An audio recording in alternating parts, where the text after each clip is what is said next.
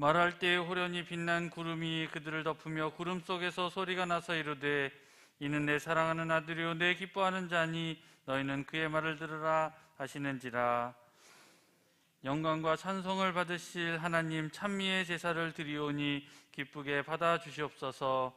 하나님의 크신 사랑과 은총을 새롭게 깨닫게 되는 복된 예배 되게 하여 주옵소서. 이 예배를 통해 몸과 마음이 성결하게 되게 하시고 우리의 심령에는 들려지는 말씀으로 거듭나게 하여 주시옵소서. 예수님의 이름으로 기원하옵나이다. 아멘.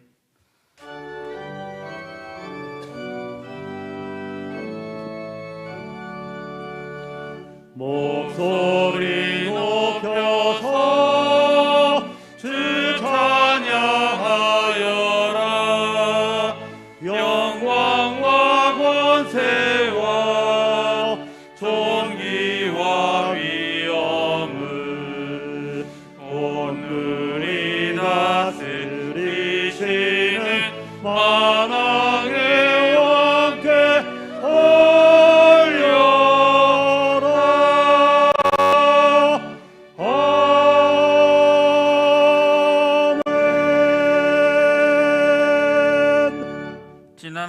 삶을 되돌아보며 하나님과 사람 앞에 지은 죄를 회개하는 참회의 기도를 드리시겠습니다.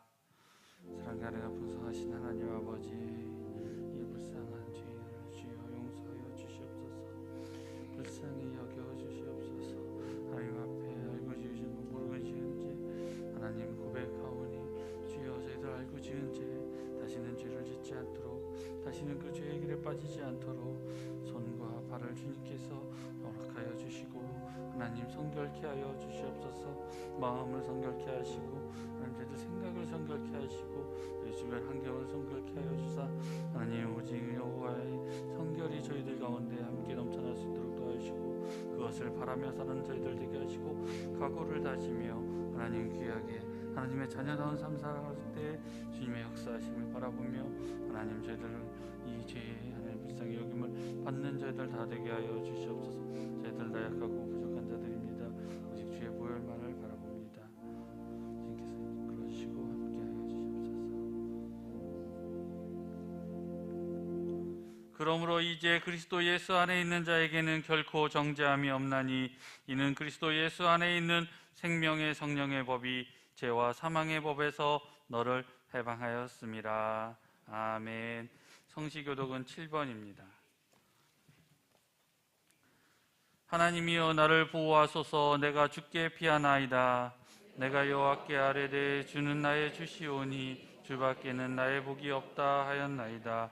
땅에 있는 성도는 존귀한 자니 나의 모든 즐거움이 저희에게 있도다. 다른 신에게 예물을 드리는 자는 괴로움이 더할 것이라. 여호와는 나의 선업과 나의 잔의 소득이시니 나의 분깃을 지키시나이다. 내게 줄로 채워진 구역은 아름다운 곳에 있으며 나의 기업이 실로 아름답도다. 나를 훈계하신 여호와를 송축할지라. 밤마다 내 심장이 나를 교훈하도다.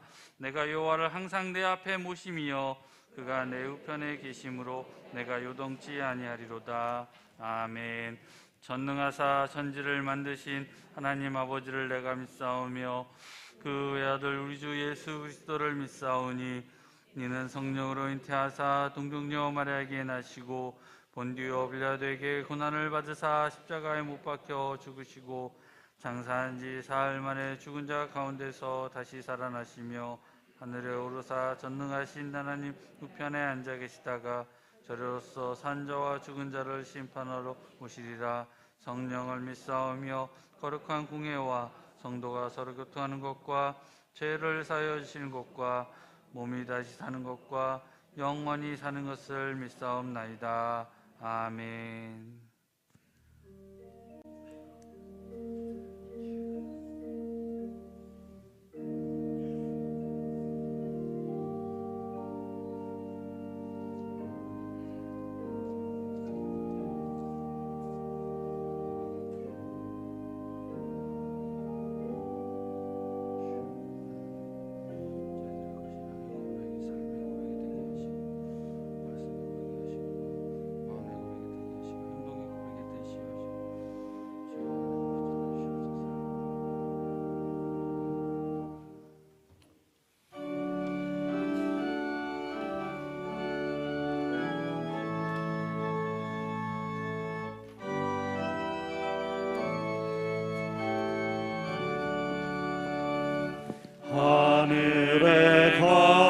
가득 찬 영광의 하나님, 온 땅에 충만한 존귀하신 하나님, 생명과 빛으로 지혜와 권능으로 언제나 우리를 지키시는 하나님, 성부와 성자와 성령 구원의 하나님, 우리 예배를 받아 주시옵소서.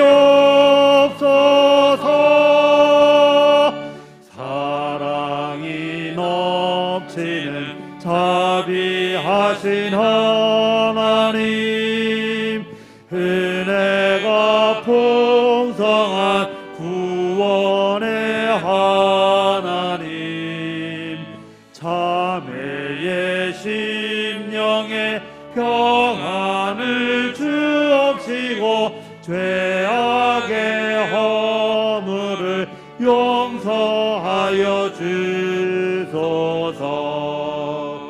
찬송과 영광과 생명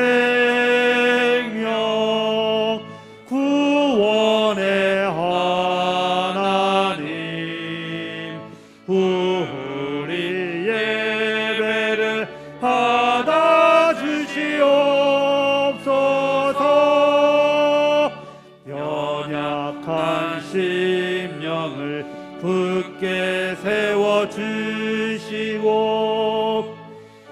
둔한 마음을 지혜롭게 하시고 주의 뜻 받들어 참되게 살아가며 주 말씀 따라서 용감하게 하소서.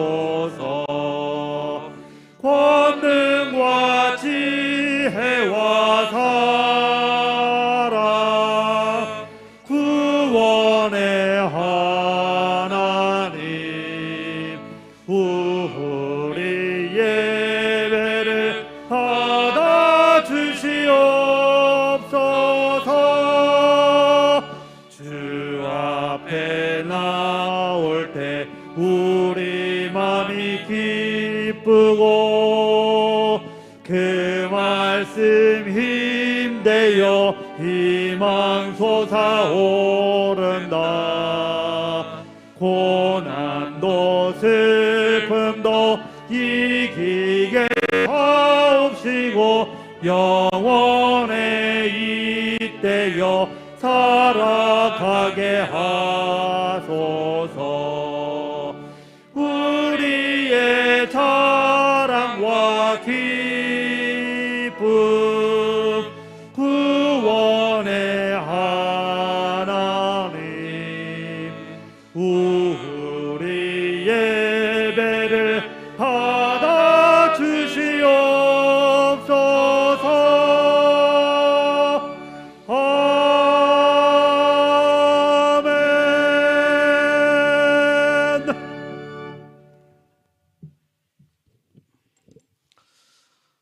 거룩하고 자비로우신 사랑의 아버지 하나님, 은혜에 감사를 드립니다. 지난 한 주일 동안 주님 은혜 안에서 세상과 구별되게 살게 하시니 감사를 드립니다. 이 시간 하나님 앞에 나와 찬송하며 예배 올려드립니다.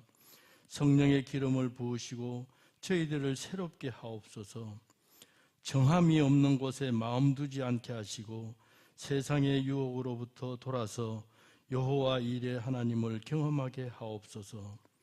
사랑의 아버지 하나님, 이 나라 이 민족에 걷게 긍휼을 베풀어 주옵소서. 하나님 마음에 합한 민족이 되게 하옵소서. 특별히 이 나라를 이끌어가는 위정자들이 하나님을 두려워하며 국민을 진심으로 사랑하며 존경과 신뢰를 받는 지도자들이 다 되게 하옵소서. 사랑의 아버지 하나님, 겨울 수련회가 하나님 은혜 중에 진행되고 있습니다. 다음 세대들이 하나님 말씀을 잘 배우고 영적 성장을 이루는 수련회가 되게 하옵소서.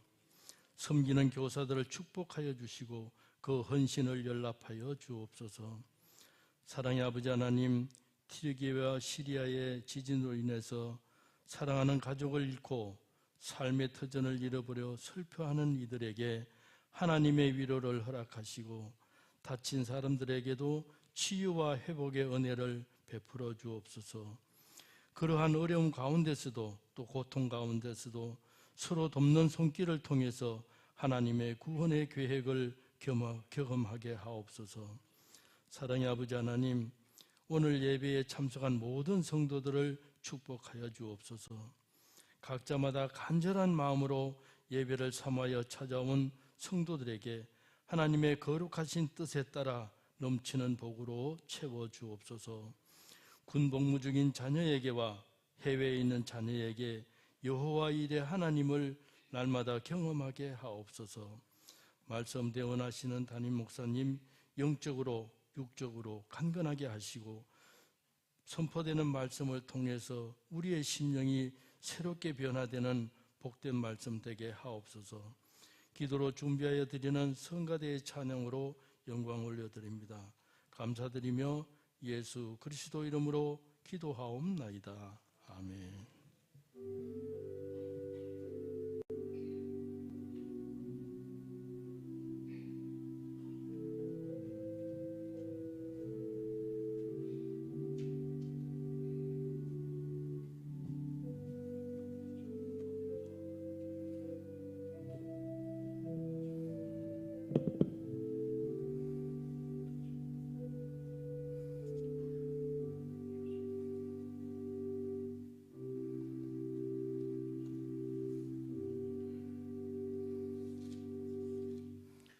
오늘 우리에게 주시는 하나님의 말씀은 히브리서 13장 10절부터 16절까지입니다. 우리에게 제단이 있는데 그 위에 있는 제물은 장막에서 섬기는 자들이 이 제단에서 먹을 권이 없나니 이는 죄를 위한 짐승의 피는 대제사장이 가지고 성소에 들어가고 그 육체는 영문 밖에서 불사름이니라. 그러므로 예수도 자기 피로써 백성을 거룩해 하려고 성문 밖에서 고난을 받으셨느니라. 그런즉 우리는 그 능력을 지고 영문 밖으로 그에게 나아가자. 우리가 여기는 영구한 도성이 없고 오직 장차 올 것을 찾나니 이러므로 우리가 예수로 말미암아 항상 찬미의 제사를 하나님께 드리자. 이는 그 이름을 증거하는 입술의 열매니라. 오직 선을 행함과 서로 나눠주기를 잊지 말라. 이 같은 제사는 하나님이 기뻐하시느니라. 아멘.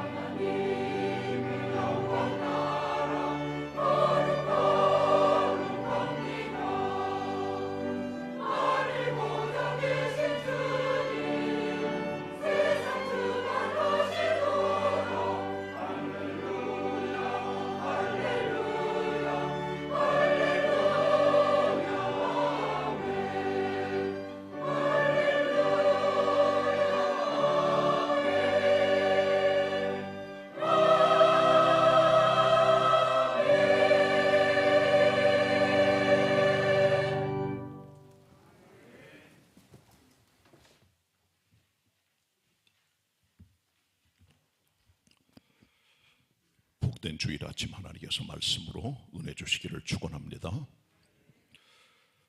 2023년 우리 교회 표를 한번 같이 따라해 보시겠습니다. 무릎을 꿇고 경배하는 교회. 무릎을 꿇고 경배하는 교회. 그런 성도 되시기를 바랍니다.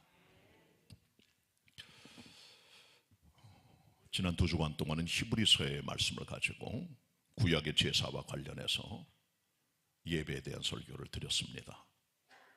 은혜의 보좌 앞에 나아가는 예배, 새롭고 산 길로 나아가는 예배를 설교했고, 오늘은 히브리 13장에 있는 본문의 말씀을 가지고 기독교 예배의 핵심적인 3가지 말씀을 드리려고 합니다. 은혜 되시길 바라고요. 먼저 기독교 예배의 중심은 십자가의 제사임을 히브리 기자가 말씀합니다. 십자가의 제사. 십자가는 사람을 죽이는 처형 방법으로 수치스럽고 불명예스러운 그런 사형의 방법입니다. 대단히 잔인할 뿐 아니라 인간을 죽이는 방법 가운데 가장 잔인하고 처절한 형이 바로 십자가형인데, 예수님께서는 이 십자가에 돌아가셔서 십자가를 기독교의 표지가 될 수 있도록 우리들에게 보여주신 것이지요. 십자가 의미를 중심으로 오늘 주어진 본문 속에서 기독교 예배의 핵심적인 의미를 한번 찾는 그런 시간이 되면 좋겠습니다. 레위기 16장에 보면 대속죄일의 규례가 자세히 나옵니다. 이 대속죄일은 The Great Atonement Day인데, 대제사장 1년에 한 번 지성소에 들어가 속죄소에서 백성들의 죄를 속죄하는 큰 국가적인 절기입니다. 이때가 된 모든 백성들은 자기 삶의 자리에서 자기를 괴롭게 하고 자기를 돌아보고 성찰하며 지상에 들어가 하나님의 성소에서 속죄하는 것들을 바라보며 하나님의 용서와 사랑과 자비를 구했던 것이죠. 이 같은 대속죄일의 제물은 동물이 3마리입니다. 먼저 숫송아지 1마리와 두 번째는 수염소 2마리입니다. 도합 3마리인데요. 그 용도가 다 다릅니다. 먼저 숫송아지 1마리는 그 제물을 잡아서 손가락으로 그 피를 취해요. 그리고 하나님의 지성소에 있는 속죄소에 옆에다가 동편에다가 뿌리고 그 다음에 그 앞에다가 7번 뿌려요. 이를 통해서 아론과 그의 가족들의 죄를 먼저 용서받게 됩니다. 왜냐하면 하나님 앞에 백성들을 중보하기 위해 올라가는 대제사장들도 흠과 점이 많은 존재들이기 때문에 그냥 설 수가 없어서 먼저 자기를 위해서 속죄를 하고 그 다음에 하나님께 나아갔던 것이지요. 이것이 숫송아지의 사용처입니다. 그 다음에 수염소 2마리를 잡아요. 그 중에 2마리를 위해서 제비를 뽑아서 1마리는 속죄소의 제물로, 또 1마리는 아사셀 수염소로 드리게 됩니다. 속죄소에서 드리는 속죄 제물인 이 수염소는 구별을 시켜서 역시 그 동물을 잡아요. 그리고 손가락으로 그를 피해서 동물의 위와 앞, 그 하나님의 속죄소의 위에 앞에다가 이것을 뿌립니다. 그리고 속죄해서 백성들의 죄를 용서하는 겁니다. 먼저 숫송아지로 제사장과 그의 가족들을 위해서 속죄하고 그 다음에 수염소 1마리로 백성들의 죄를 속죄하는 그런 일을 감당하게 되는 것이죠. 그리고 3번째 동물은 다른 수염소입니다. 이 수염소는 아사셀 수염소인데요. 아사셀은 내어놓는다는 말입니다. 대속죄일 되면 대제사장 아론이 그 제비 뽑아 정해진 수염소 머리에다가 2 손을 모으고 이스라엘 백성들의 모든 불의와 모든 죄악들을 다 거기다가 고하고 전가를 시켜요.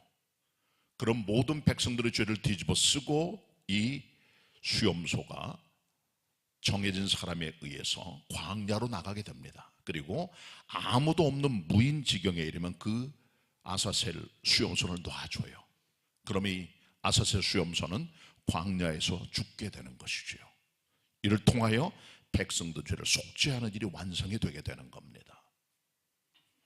이 같은 것은 하나님께서 주시는 어떤 메시지가 있음을 우리가 발견하게 돼요. 오늘 본문 히브리 13장 11절 12절의 말씀을 같이 보도록 하겠습니다. 합독하겠습니다. 11절 12절 시작. 이는 죄를 위한 짐승의 피는 대상에 가지고 성소에 들어가고 그 육체는 영문 밖에서 불사름이니라. 그러므로 예수도 자기의 피로서 백성들을 거룩하게 하려고 성문 밖에서 고난을 받으셨느니라. 아멘, 아멘. 자, 여기 나오는 동물의 제사의 의미를 살펴봅시다.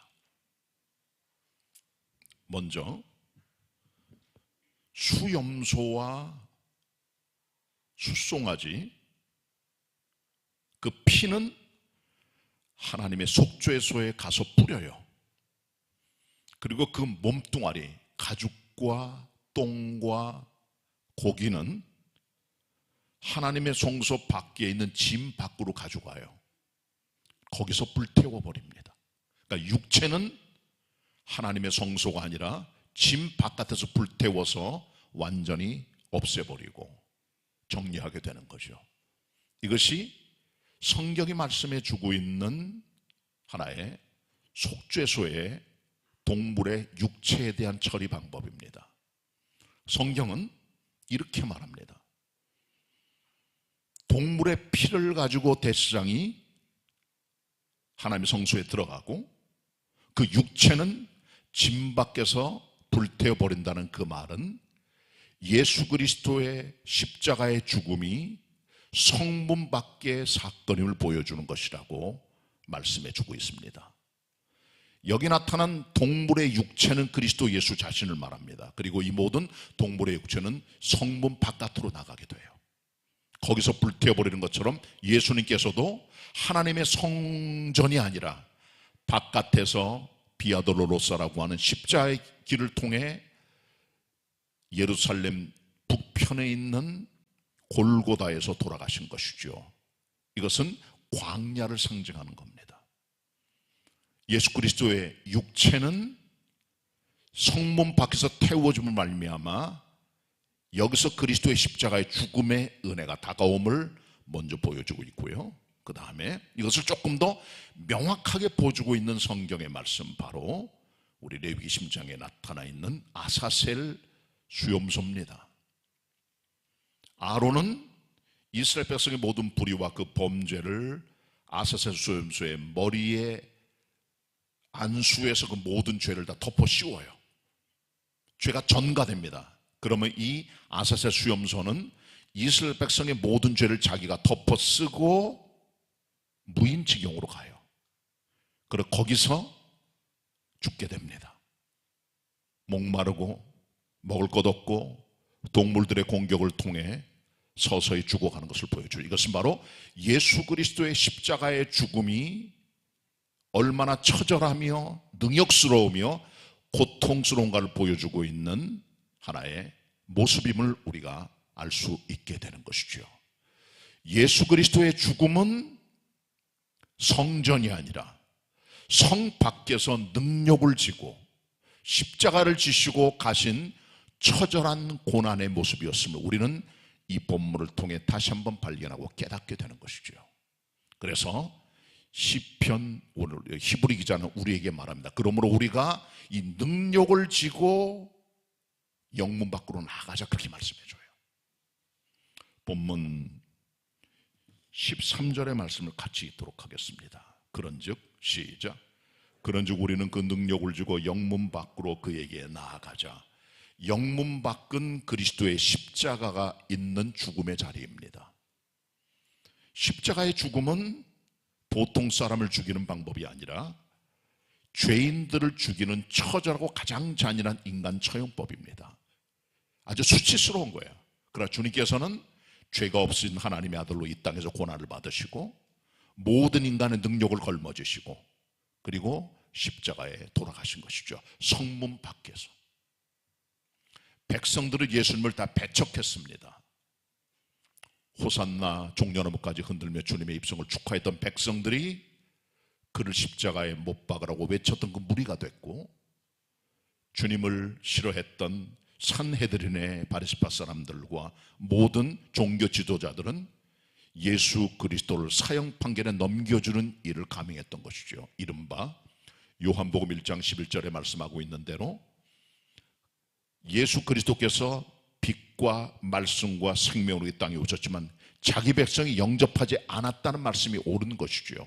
그렇게 주님께서는 영문 밖에서 육체가 죽으시고 마치 아사셀 수염소처럼 무인지경에 죽는 그 수염소처럼 우리를 위해서 십자가에 죽으셨기 때문에 우리들도 그 그리스도의 능력을 함께 걸머쥐고 나아가자는 겁니다. 찬양, 경배, 기도 두 번째 치고 일단 우리는 그리스도의 십자가를 바라볼 수 있는 십자가의 제사로 나아가는 믿음을 잃지 말라고 히브리 기자는 도전해주고 있는 것이죠. 그렇기 때문에 우리의 제사는 십자가의 제사가 돼야 됩니다. 자, 그런데요, 이 십자가는 구원이 오는 하나님의 방법이에요. 십자가에 못 박힌 그리스도를 바라볼 때 구원의 은총이 다가옵니다. 이것을 보여주고 있는 가장 극명한 말씀이 요한복음 3장 14절로 15절의 말씀입니다. 모세가 광야에서 뱀을 든 것처럼 인자도 들려야 하느니 믿는 자는 영생하리라. 민수기 21장에 보시면 이스라엘 백성이 출애굽을 해서 가나안 땅에 들어가는 에돔길로 가는 지름길을 택하여 가길 원했지만은 에돔 왕이 그들이 가지 못하게 가로막아요. 싸울 수 없었던 이스라엘 백성들은 그렇기 때문에 에돔길을 멀리 우회하여 가느라고 말미암아 마음들이 상하게 됩니다. 이것 때문에 그들은 하나님과 모세에게 불평과 원망을 털어놓지요. 이 같은 것 때문에 하나님께서는 진노하셨고 그들에게 불뱀을 보내주셨습니다. 이 불뱀은 이스라엘 광야에 살고 있는 무서운 뱀인데 그 뱀에 물리면 심한 열이 납니다. 그래서 불뱀이에요. 그리고 독이 이 사람의 온몸을 파괴시킵니다. 그리고 죽어가는 병이에요. 아주 무서운 독사가 바로 이 불뱀입니다. 많은 사람이 죽게 생겼어요. 그때 백성들이 하나님께 용서를 구했고 모세가 그들을 위해 대신 하나님 앞에 중보의 간구를 올리게 됩니다. 그리고 하나님께서는 그들을 용서해 주시고 치료할 수 있는 방법으로 불뱀 모양을 본딴 놋뱀으로 만들어진 뱀을 장대에 달아 누구든지 그를 보면 살게 만드신 것이죠. 십자가에 못 박힌 그리스도를 바라보는 순간 거기서 구원이 내게 다가오게 되는 겁니다. 믿음의 주여 온전케 하시는 주님을 바라보자는 히브리 12장 1절 2절의 말씀, 바로 믿음의 주님을 바라본 구원의 은총을 얘기해 주고 있는 것이고 주님을 바라볼 때 십자가를 통해 우리들에게 은혜가 다가오게 되는 것입니다. 자, 그리고요, 이 십자가는 능력의 십자가인데 그리스도인들은 십자가를 치르는 주님의 음성을 듣고 믿음 생활을 해야 됩니다. 세상 사람들이 살아가는 삶의 원리와 기독교 원리는 정반대입니다. 세상 원리는 무엇이죠? 올라가는 인생, 위로 가는 인생, 업그레이드되는 인생들이죠. 사업을 합니다. 매출이 증대가 되고 직원수가 늘어나고 대리점이 늘어나고 순이익이 점점 내 주머니에 들어오게 됩니다. 집이 달라지고 의식주가 달라지고 자동차가 달라지고 삶의 질이 향상이 됩니다. 직장생활을 열심히 합니다. 진급을 추구합니다. 시험도 치르고 성적도 쌓고 하면서 진급하 위로 올라가고자 하는 사람들이 마음속의 심리에 다 들어있는 거예요. 전문직에 종사하는 분들은 열심히 일을 해서 업적을 쌓고 라이센스를 받고 특허를 따내고 이름과 업적을 올리게 됩니다.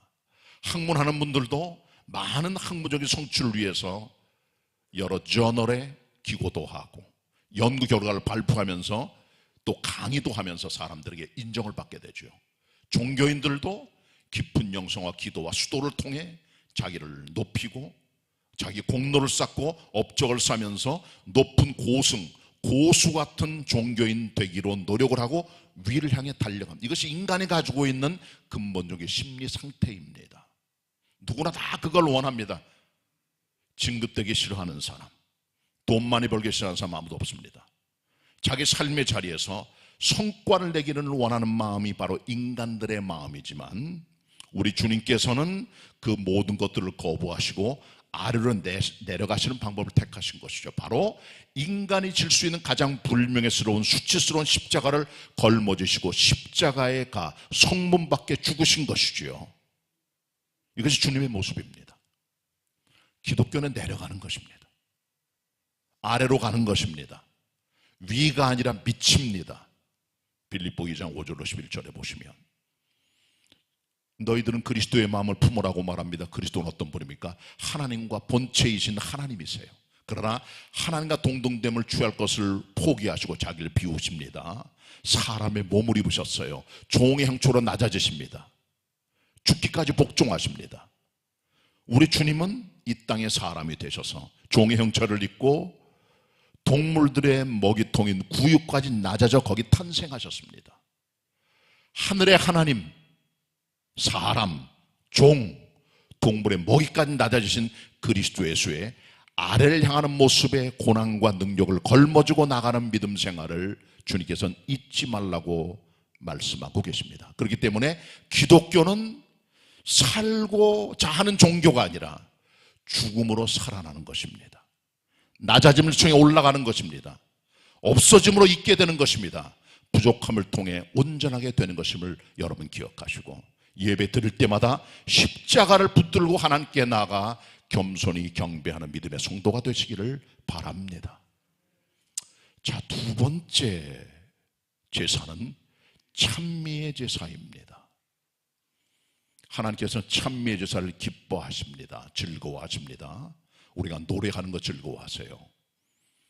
요한계시록에 보면은 적어도 6번의 천상 예배 기록이 됩니다. 그 중에 대부분의 예배의 핵심은 다 찬양하는 거예요, 하나님을. 구약의 찬양의 크라이막스는 시편입니다. 시편의 절반 이상을 다윗이 썼고 다윗은 찬양을 사랑했고 하나님 예배 속에 찬양으로 영광독인 독보적인 구약의 인물로 나타나게 됩니다. 이 같은 찬미의 제사를 항상 드리자고 말합니다. 항상 드리자는 겁니다. 아무 때나 무시로 필요할 때 생각날 때 드리자는 겁니다. 24시간 동안 드리자는 거죠. 그래서 이것이 바로 그 이름을 증거하는 입술의 열매라고 말씀을 해줍니다. 입술은 우리의 삶을 증거하는 열매의 표현입니다. 입을 통해 그 인격을 봅니다. 입을 통해 그 사람의 됨됨이를 깨닫게 됩니다. 우리의 삶의 절반 이상의 시간들은 말을 통해 소모가 됩니다. 그렇기 때문에 말을 통해 우리들은 하나님의 종됨을 입증하는 삶의 모습을 나타내 보여야 됩니다. 야고보 3장 9절에서 이 혀를 가지고 같은 혀인데 그 혀를 가지고 주 하나님을 찬양하기도 하고 같은 혀를 가지고 하나님의 형상대로 지음받은 네 이웃을 저주하나니 그러지 말라고 말씀하고 계세요. 혀, 입술을 잘 통제하라고 말합니다. 왜? 입술에 증거하는 열매가 나타나야 되는데 바로 그것이 찬미이기 때문인 것입니다. 그래서 우리는 24시간 찬미하는 마음과 믿음을 가지고 생활하며 입술 열매를 드러낼 때 하나님이 기뻐하신다는 사실을 꼭 마음에 두고 염두에 두고 믿음 생활을 해야 되는 것입니다. 오늘 본문을 같이 보도록 하겠습니다. 히브리서 13장 14절 15절 말씀입니다. 14, 15절 말씀.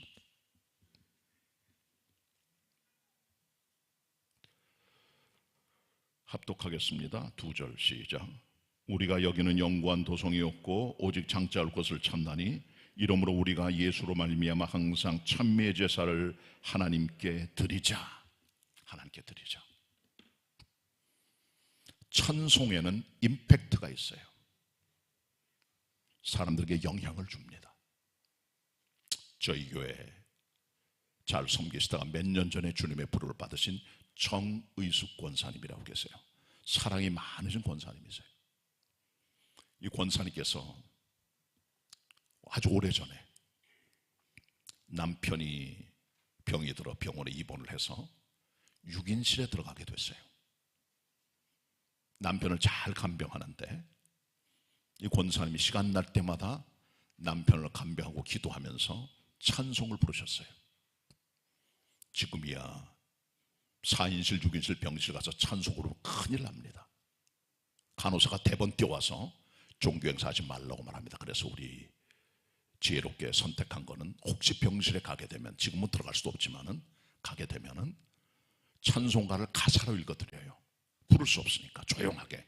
그리고 성경 읽고 기도해드리면은 누가 뭐라고 안 합니다. 왜? 조용하니까. 근데 그때만 해도 병실 예배나 찬송이 허용이 됐던 그런 때입니다. 누가 뭐라고 하진 않았어요. 특별히 병실 안에는 특정한 사람이 기독교를 싫어하면은 뭐 소리 지를 수는 있지만, 그러나 일반적으로 되게 묵인하는 그런 분위기였죠. 권사님께 찬송을 부르는데요, 남편 병원에 누워있는 거 보면서 찬송 부르고 기도하고 간병하는 걸 본 그 같은 병실에 어떤 사람이 도전을 받은 거예요. 그러면서 권사님께 말합니다. 당신은 왜 남편이 아파서 힘들어하는데 찬송을 불러요? 그랬더니 권사님 대답이, 내 안에 예수님 계시니까 하나님의 도움을 빌고 하나님을 찬송하고 있죠. 이 사람이 계속 부르는 찬송을 들으면서 마음에 도전을 받아서 권사님에게, 당신이 찬송 부르는 대상인 하나님이 누구요? 나도 알려주시오. 결국은 권사님이 그에게 복음을 전해서 예수 믿게 되었다고 합니다. 지금 같으면 쉬운 일이 아니에요. 그러나 이 찬송이 주는 임팩트가 같은 병세 사람의 마음에 부딪히고 해서 이분이 큰 변화를 경험했던 것을 우리는 발견하게 됩니다. 이 같은 찬미의 제사의 원동력이 무엇입니까? 15절에서는 그러므로 예수로 말미암아 항상 찬미의 제사를 하나님께 드리자. 이는 그 이름을 증거한 입술의 열매라고 말하면서 그 앞에 있는 14절의 말씀이 바로 찬송의 원동력을 말해주지요. 그러므로 우리에게는 이 땅에 영구한 도성이 없고 장차 올 것을 찾는다는 것이죠. 예수 그리스도는 하나님의 집인 하늘나라를 가지고 오시는 주인공이십니다. 주님의 손에는 하나님의 나라가 들려져 있어요.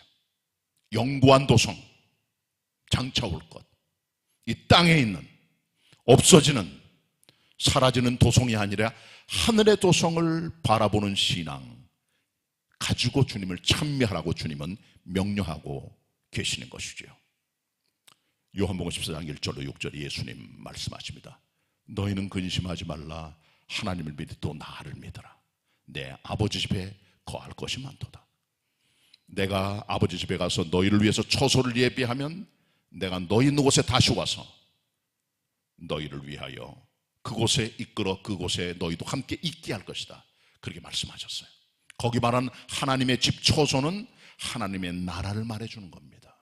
그 나라가 있기 때문에, 영구한 도성이기 때문에, 주님의 나라가 있기 때문에 그로 말미암아 찬미의 제사를 드리자. 예수님 때문에, 그 나라 때문에 그렇게 도전하고 있는 것입니다. 히브리 12장 20절 24절에 말씀합니다. 주님의 나라는 시온산과 살아있는 하나님의 도성인 천국의 예루살렘과 천군 천사와 하늘나라에 기록된 장자들의 총회와 교회와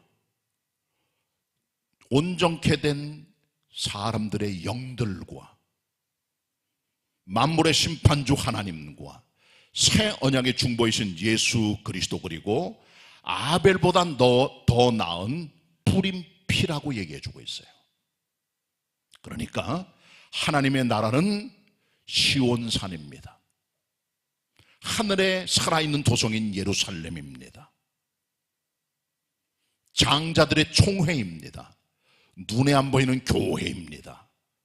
이 땅에 정결치 못하지만 주님의 은혜로 정결하게 된 영들의 모임입니다. 집합체입니다. 거기는 만물의 심판주 하나님이 계시며 새 언약의 중보자 그리스도가 계시며 예수 그리스도의 아벨보다 위대한 푸른비가 있음을 보여줍니다. 바로 그 나라가 있기 때문에, 그러므로 그 예수로 말미암아 참회를 드리자, 이게 말씀해주고 있습니다. 하나님의 말씀 붙들고 참회제사를 주님께 드릴 수 있는 하나님의 종들이 다 되시길 바랍니다. 자, 그렇게 이제 마지막으로 히브리 기자는 우리들에게 나눔의 제사를 말해주고 있어요. 나눔이란 하나님께 직접 올라가는 기도나 제물이나 향이나 아니면 찬미는 아닙니다. 그러나 수평적인 이웃의 사랑의 나눔을 하나님께서는 하나님 기뻐받는 제사라고 말씀하고 계신다는 거죠. 본문 16절의 마지막 말씀을 같이 보도록 합니다. 합독합니다. 16절 시작. 오직 선을 행함과 서로 나눠주기를 잊지 말라. 이 같은 제사는 하나님이 기뻐하시느니라. 나눔의 제사는 두 가지로 표현이 돼요. 선을 행함, 영어 성경은 doing good, 헬라 원어는 유포이아스라고 되어 있어요. 이것은 친절한 배려로 남을 향해서 베푸는 사랑의 행위를 말해요. 남을 향해 악을 행하지 않고 선을 행하는 사랑의 마음입니다. 품어주고 관용하는 그런 마음이죠. 우리는 부족하지만은 주님께서 그렇게 하셨어요. 그걸 가르쳐 주세요. 유포이아스, 굿, 좋은 것들을 행하라는 겁니다. 그리고 나눠준다는 말은 헬라 원어에 코이노니아스라고 되어 있어요. 이 말은 쉐어링, 나눈다, 베푼다, 사랑한다, 교제한다, 그리고 환대한다, 그런 뜻을 가지고 사귄다, 그런 뜻이 있어요. 이것을 성경은 하나님 기뻐하시는 제사라고 말씀해주고 있다는 것이죠. 수평적인 이웃을 향한 우리의 마음과 삶이 하나님께 제사가 된다는 겁니다. 하나님 기뻐하시는 제사와 같은 것을 주님께서 기뻐하시고 연락하신다고 성경은 말씀해주고 있다는 거죠. 자, 먼저 선을 행함의 제사에 대해서, 성경은 선을 행함의 제사를 이루어갔던 많은 하나님의 종들이 나옵니다. 이삭 같은 사람은 블레셋 사람들이 강짜를 부리면서 이삭이 팠던 우물을 내 거라고 내놓으라고 말합니다. 이삭은 그들에게 악을 행하지 않았고 계속 양보하면서 4차례 양보했을 때 결국 5번째 우물인 부엘세바까지는 그들이 쫓아오지 못했죠. 양보의 사람이 착한 사람 이삭입니다. 그는 삶을 통해 하나님께 선의 제사를 드린 거예요. 요셉이 있습니다. 야곱의 11번째 아들입니다. 형제들이 그를 미워합니다. 죽이려고 합니다. 물 없는 구덩이에 집어넣어서 살인 조작을 합니다. 그리고 인신매매하여 그의 몸을 은수무게에 미디안 상고를 통해 애굽에 팔아버리고 말죠. 그는 거기서 억울한 일을 당했지만 그는 거기 다 참아냅니다. 기다립니다. 하나님의 때를 기다리고 나중에 국무총리가 됩니다. 형제들을 다 품고 용서해주며 하나님의 인도하심의 손길을 경험하는 착한 사람 요셉입니다. 그리고 다윗 임금이 있어요. 다윗 임금은 왕이 되기 전에 사울 임금에게 쫓겨다녔습니다. 도망을 칩니다. 그를 질투했던 사울이 그를 죽이려고 달려듭니다. 별별 짓을 다 합니다. 다윗은 그를 죽일 수 있는 기회가 있었지만 2번이나 용서해 줍니다. 그를 품어줍니다. 그를 용서합니다. 받아줍니다. 다 안아갑니다. 사울이 죽습니다.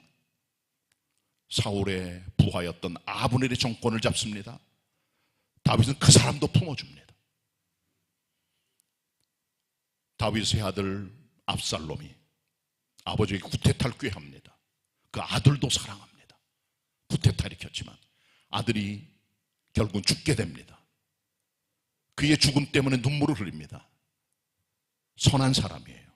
그리고요, 압살롬에 붙어서 자기를 반역했던 모든 무리들을 다 끌어안습니다. 그 중엔 압살롬의 군대 장관이었던 아마사도 있지만 그 사람도 끌어안습니다. 그를 배반한 모든 사람을 끌어안고 새로운 왕국을 시작하게 되는 거죠. 다윗은 착한 사람입니다. 착한 삶을 통해 하나님께 제사를 드린 거예요. 삶의 제사를. 또 하나는 나눔의 제사입니다. 함께 나누는 삶의 제사, 베푸는 제사인 것이죠. 보아스라는 사람이 있어요. 룻기에 보면 베들레헴의 유지입니다. 모압 땅에 있다가 고향 땅에 돌아 나오미와 그의 며느리 이방 여자 모압 여자 룻을 배려합니다. 이삭 죽게 할 때 이삭 죽게 할 수 있도록 자기의 땅에 와서 할 수 있도록 길을 열어줍니다. 그리고 물을 마음대로 마시도록 허락합니다. 점심때는 떡도 줍니다. 볶은 곡식을 줍니다. 그리고 사람들에게 말합니다. 이 여인을 희롱하거나 이방 여자라고 무시하지 말라고, 나그네라고 말합니다. 그리고 자기 밑에 있는 소년들에게 말합니다. 너희 손에 든 단에서 줌에서 조금씩 뽑아서 그 여인이 가져갈 수 있도록 허락하라고 말합니다. 그리고 곡식단 사이에서 직접 이삭 죽게 할 수 있도록 배려하라고 말하는 것이죠. 보아스는 나그네를 접대할 줄 알았던 나눔의 삶의 삶을 우리가 발견하게 되는 것이죠. 성경에 마길이라는 사람이 나옵니다. 이 사람이 길르앗 사람, 요단 동편의 사람인데 사랑이 많은 사람이에요. 정치 권력 생각 안 하고 영혼을 돌볼 줄 아는 사람입니다. 사울 임금이 죽습니다. 그의 집안에 손자가 하나 있어요. 왕손입니다. 무이보셋입니다. 두 발이 쩔뚝발이고 갈 데가 없습니다. 마길이 이 사실을 알고 사울의 손자인 무이보셋을 데려다가 자기 집에서 먹이고 키웁니다. 돌봐줍니다. 나중에 다윗 임금이 사울 임금을 기억하고 그에게 자비를 베풀기 위해서 후손을 찾을 때 무이보셋이 나오게 됩니다. 사울과 다윗 임금은 원수지간이었지만은 마길도 이것을 알았지만은 혹시 다윗이 나쁜 마음을 품고 사울의 후손들에게 나쁜 일을 행할까봐 그를 내칠 수도 있었어요. 그러나 그는 정치, 종교, 권력의 이유 때문에 무이보셋을 돌보지 않았습니다. 어려운 사람이니까, 왕손이요 몰락한 사람이니까, 갈 데 없으니까 그 사람을 돌봐주고 받아주고 품어준 거예요. 마길이.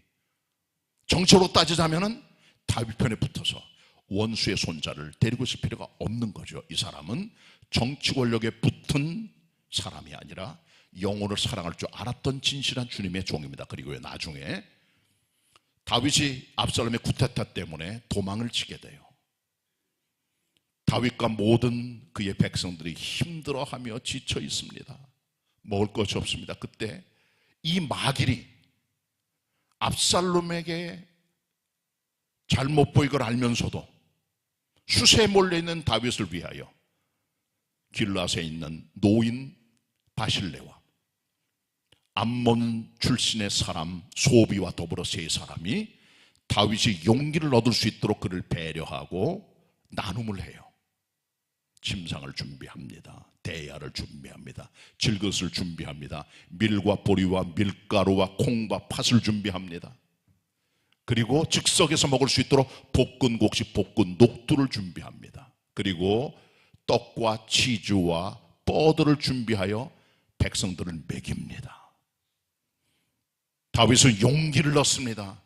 백성도 용기를 얻습니다. 그리고 전쟁에서 역공을 하여 압살롬을 쳐부수고 다시 임금으로 복귀하는 모습이 사무엘하 17장에 잘 기록이 되어 있습니다. 마길이라는 사람은 베푸는 사람이었음을 우리가 기억해야 됩니다.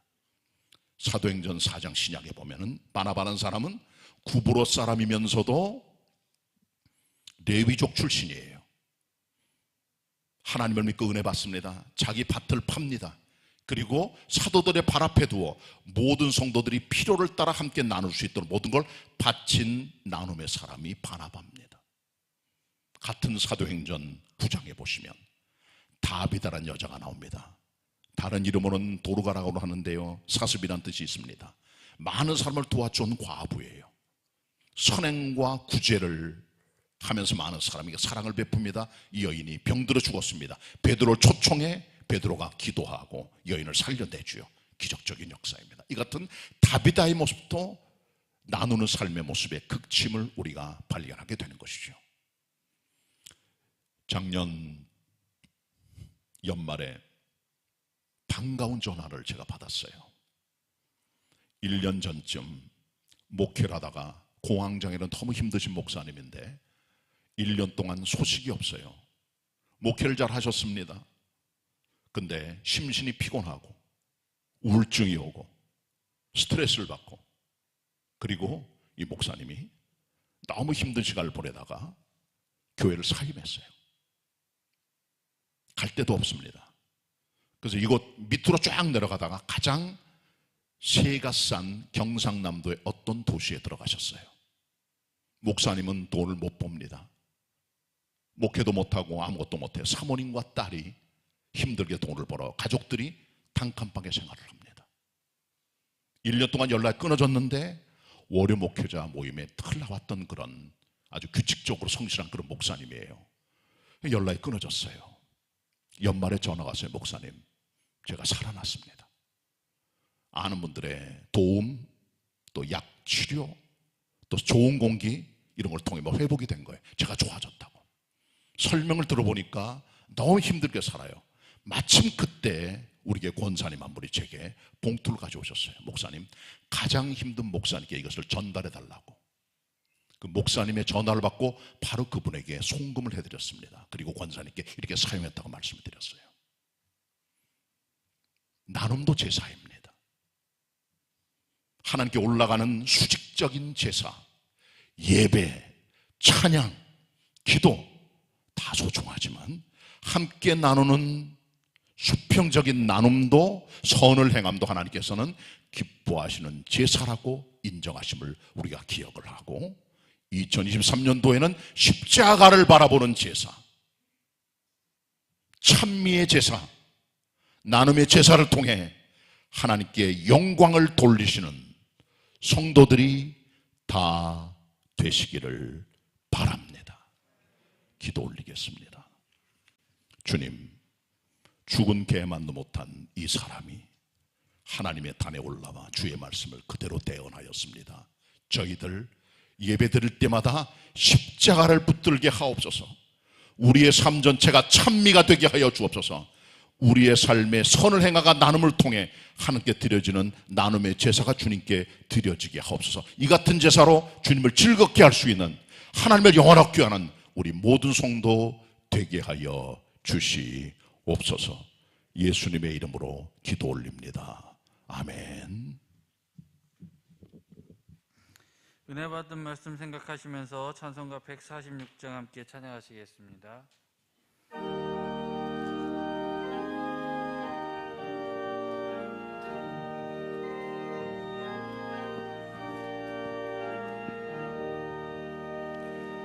저 멀리 푸른 언덕에 그 십자가 위에 주 예수 나를 위하여 못 박혀 죽었네. 그 귀한 주의 사랑이 날 구원하시니 그 사랑 나도 몸마다 주 위에 힘쓰리. 그 흉한 십자가에서 한없는 고통을 그 세상 사람 위하여 다 당한 것일세. 그 귀한 주의 사랑이 날 구원하시니 그 사랑 나도 몸마다 주 위에 힘쓰리. 그 흘린 몸의 피로써 날 속량했으니 저 하늘 문을 여시고 날 인도하시리. 그 귀한 주의 사랑이 날 구원하시니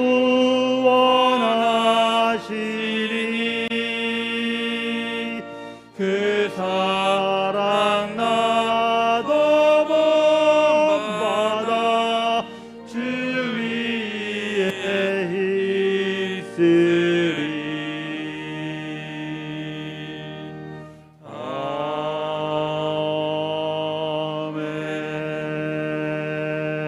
아멘. 다 같이 일어나셔서 봉헌 찬송하시겠습니다.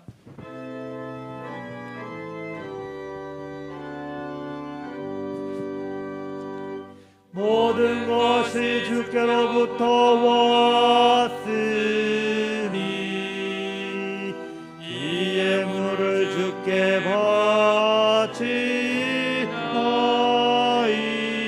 바치나이다.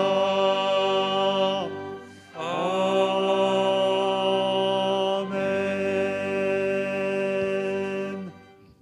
창조와 구속의 주님 앞에 누가 내 것으로 주님께 드렸다고 말할 수가 있겠습니까? 저희들은 받은 것을 드릴 뿐입니다. 우리를 구원해 주심, 우리를 향한 섭리, 사랑을 기억하며 이것을 마음에 간직해 주님을 향한 우리의 예물을 드려 주님을 경배합니다. 11조로 주일 헌금으로 여러 가지 감사의 믿음으로 선교와 건축을 위해 드리는 저들의 손길 어여삐 보시고 하늘의 문 열어 축복해 주시되 하나님 드리는 예물을 받으시고 높임과 경배와 찬양을 받아주시기 원하며 성도들의 삶은 막힌 인생이 아니라 갈릴리처럼 나눠주고 베풀어주고 흘러내려가는 삶이 될 수 있도록 풍성한 주님의 은혜가 부어지게 하시고 하나님 주신 모든 예물을 아름답게 쓸 뿐 아니라 이 예물을 주님 앞에 몸과 마음과 시간 함께 드려 하나님께 예물로 드리오니 받으시고 영광을 받아주시옵소서. 예수님의 이름으로 기도드리옵나이다. 아멘. 자리에 앉으시고 같이 우리 주일 아침 인사 나눕니다. 반갑습니다. 서로 인사 나누시길 바랍니다. 감사드립니다. 겨울 성경 학교가 오늘까지 유아부 유치부가 마쳐지게 되고요. 또 오늘부터 다음 주일까지 유년부와 소년부 아동 두 부서에서 겨울 성경학교를 진행을 하게 됩니다. 기도 많이 해주시길 바라고 교사들 격려해 주시길 바랍니다. 학생만이 나오도록 또 여러분께서 독려해 주시기를 부탁의 말씀을 드립니다. 이번 주간 있게 되는 유년부 소년부 겨울 성경학교는 주일과 주말에는 대면으로 교회 와서 그리고 주간에는 비대면으로 자기학습으로 진행이 되니까 기억해 주시고 많이 기도해 주시기를 바랍니다. 이 예배 마치면 새가족 성경 공부가 있게 되겠고요. 종려나무 카페와 우리 교회 책방 그대로 운영이 됩니다. 기억하시면 좋겠습니다. 내일 모레 글피 수요일 날 서울 서남노회 동서시 차례가 모입니다. 주로 광명과 개봉동 지역에 있는 교회를 중심으로 모이는 시차례인데 저희 교회는 목사님들하고 장로님들 대표가 참석을 하게 됩니다. 기도해 주시길 바랍니다. 잘 진행되도록. 그리고 이번 목요일부터 충계 대신방이 시작이 되는데 이번 대신방은 가정별 대신방입니다. 집집마다 다 들어갑니다. 그렇게 하시고 문을 열어주시고 또 코로나 위험성이 있거나 그런 데는 우리가 짧게 문 앞에서 하고 또 새가족이나 원하는 분들은 들어가서 앉아서 예배 드릴 예정으로 있으니까 잘 준비해 주시기를 부탁의 말씀을 드리고 기도해 주시길 바랍니다.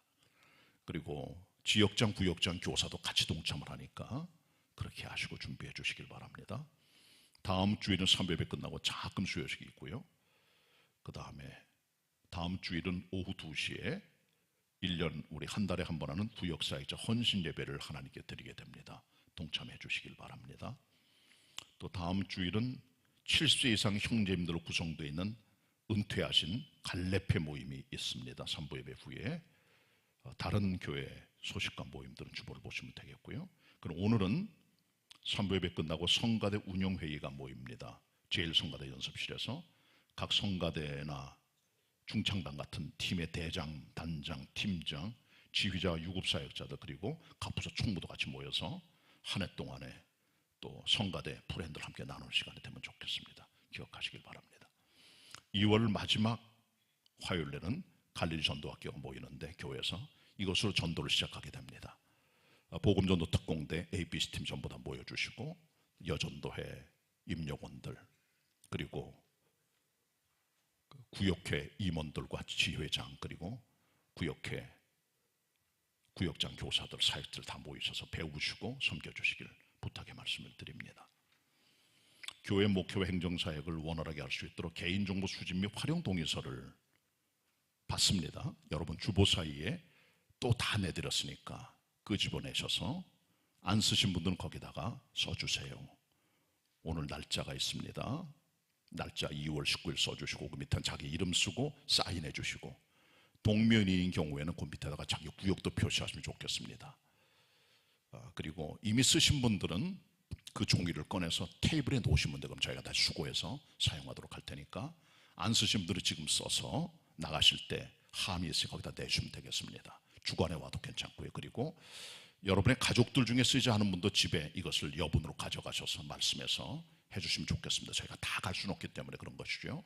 대신방 때도 물론 저희들이 받도록 하겠지만 이것이 돼야 기부금 영수증이나 각종 증명서, 우편물, 그 다음에 요람, 선거 자료 같은 거로 활용이 됩니다. 다양도로 쓰이기 때문에 이미 여러분께서 등록카드 내실 때 암묵적으로 다 동일하셨어요. 그러나 법적인 확인을 위해서 하는 거니까 그렇게 하시고 써주실 부탁의 말씀 지금 써주시길 바라고, 옆에 볼펜을 갖다 놨습니다. 한 테이블에 2개 정도씩 써주시고 나가실 때 드려주시기를 바랍니다. 수집하도록 하겠습니다. 마스크 착용은 청년 장년은 교회에 오실 때 자율에 맡기고 성가대는 교회 학교 아직까지 착용하도록 권면하고 있습니다. 기억해 주시길 바랍니다. 교회 차량 필요한 분들은 꼭 교회 알려주시길 바랍니다. 우리가 동서를 짜고 있는 중입니다. 정확하게 잘 될 수 있도록 기도해 주시기 바랍니다. 입원하신 분들 장봉료 집사님, 구로성심병원, 이완부 성도님, 고대 구르병 각각 몸이 안 좋아 입원해 계시는데 여러분 기도해 주시고 치료받도록 해주시길 바랍니다. 감사를 드립니다. 교회 추천도서 베푸는 삶의 비밀 꼭 구입해서 읽으시면 좋겠습니다. 같이 우리 금주 찬양합니다. 내가 산을 향하여 부르도록 하겠습니다. 내가 산을 향하여.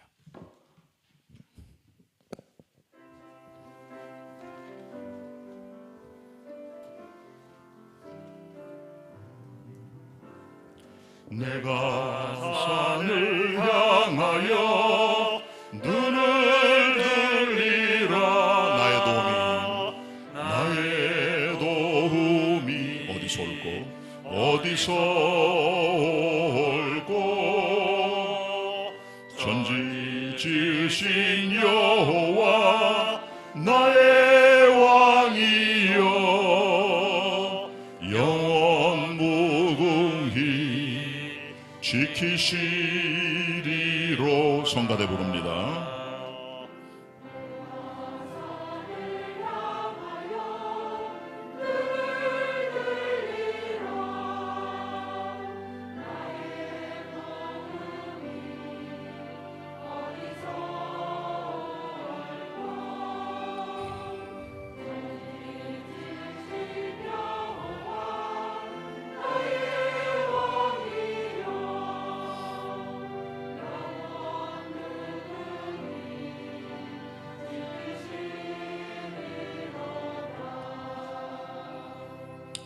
조금 어색하지만 같이 율동 한번 해보겠습니다. 자, 율동 전에 연습 한번 해봅니다. 저를 따라해 주세요. 내가 산을 향하여. 잘못했네요. 다시. 내가 산을 향하여 눈을 들리라. 나의 도움이 어디서 올꼬. 천지 지으신 여호와 나의 왕이여. 자랑스럽게 힘차게 영원 무궁히 왼쪽 지키시 오른쪽 리로 다. 자, 한번 절 따라 한번 다시 합니다. 다 연습을 잘해야 됩니다. 한번 따라 하겠습니다. 내가 산을 향하여 눈을 들리라. 나의 도움이 기대면서 어디서 올꼬. 천지 지으신 여호와 나의 왕이여 영원 무궁히 왼쪽으로 지키시, 오른쪽으로 리로 다. 이제 불러보도록 하겠습니다. 같이 부르겠습니다. 같이 부릅니다.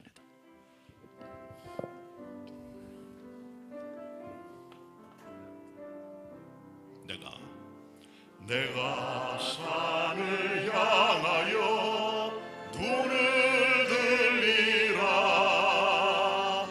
나의 도움이 어디서 올꼬. 천지 지으신 여호와 나의 왕이여. 영원 무궁히 지키시리로다.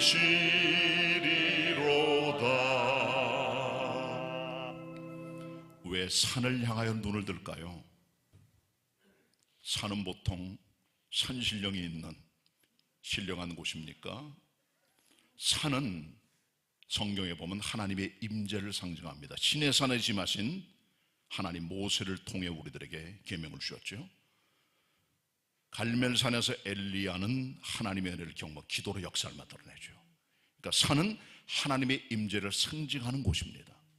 산 자체가 중요한 게 아니에요. 그래서 산을 향해 눈을 든다는 말은 주님의 도움을 구하는 우리의 마음가짐을 보여주고 있음을 기억하시고 율동으로 다시 한번 부르도록 하겠습니다.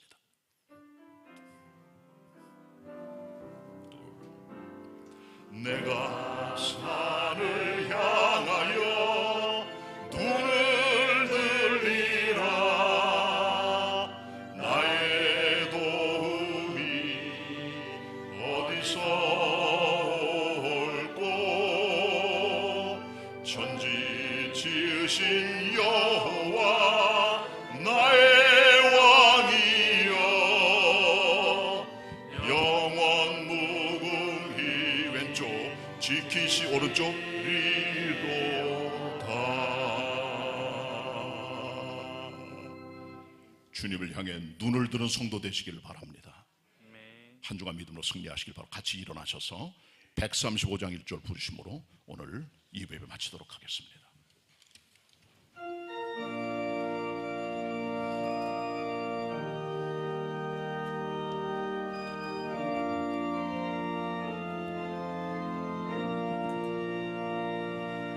갈보리 산 위에 십자가 섰으니 주가 고난을 당한 표라.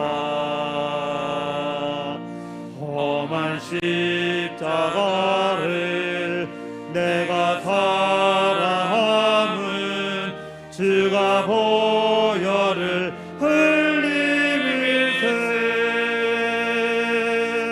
최후 승리를 얻기까지 주의 십자가 사랑하리. 빛나며 율류가 받기까지 험한 십자가 붙들겠네.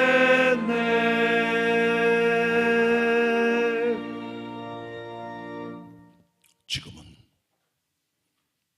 십자가를 통해 접근하고 나아갈 수 있도록 우리를 받아주시고 우리와 함께 하시는 십자가의 주님 예수 그리스도의 은혜와 성부 하나님 아버지의 독생성자 아드님 예수님 이 땅에 보내주신 우리의 상상으로 이해할 수 없는 놀라우신 사랑하심과 성령님의 우리를 십자가로 인도해 주시고 무릎 꿇고 주님을 경배하도록 함께 하시고 교통하시고 역사하심이 오늘 2부 예배의 자리에서 또 삶의 자리에서 주님을 예배하는 모든 성도들 위해 흩어진 개봉의 가족들 위해 겨울 성경학교에 동참하는 학생들 교사들 위해 영원히 함께 하시옵기를 간절히 축원하옵나이다. 아멘.